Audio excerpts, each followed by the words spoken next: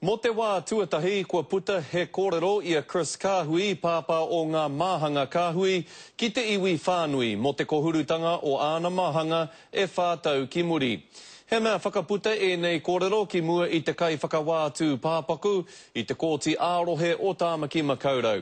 I reira tā mātou karere a Kingi Kiriona, nō reira me whakawhiti atu tātou ki a ia i naia nei mō ngā whakamahuki. Kingi. I tēnei meneti tonu kei mua a Chris Kāhui i te aroaro o te kai whakawā mō ngā tūpāpaku. He oi i maui a te karere tana tāpaitanga kōrero he mea waha e tōna roia. Ko etahi kōrero i tino tau patu ki ngā kōrero a te māma a Maxina King i te ata nei. I te tīmatanga i riro mā te roia o Chris Kāhui, tana tāpaitanga kōrero e pānui. Maxina said that sometimes babies stop breathing and they just come right with a little shake. I didn't shake Crew, but he did start breathing again.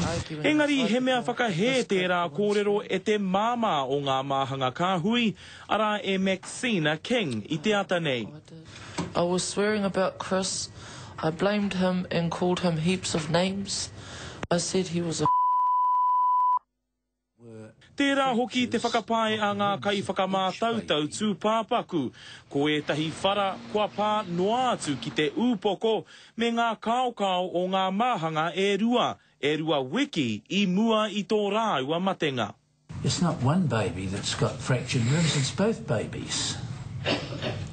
Your Honour, I know this now, as you are saying to me now, that there are older fractures and older injuries, and I don't know.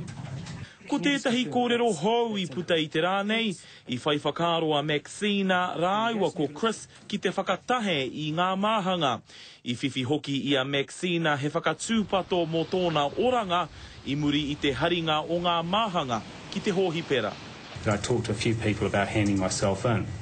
I didn't hurt the twins, but I hadn't been able to stop them being hurt. I te ata i haria e Maxina ngā māhanga ki te hōhipera, ki haia Chris i haere i tōna taha.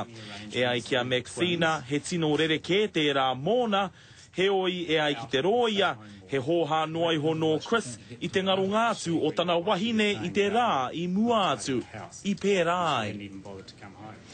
E ai ki a Maxina, kore nei he paku hia i roto i a Chris ki te tautoko i aia i te rā i haria e ia ngā māhanga ki te hōhipera. E whitu ngā wā i wai atu ia ki a Chris i tauara auare ake. I patapatai hia hoki a Maxina mo tana kai i te taimiri pī, ko tana whakahoki ki hai te taimiri i whakararu i ana mahi tiaki, i ana pēpi, Scotty.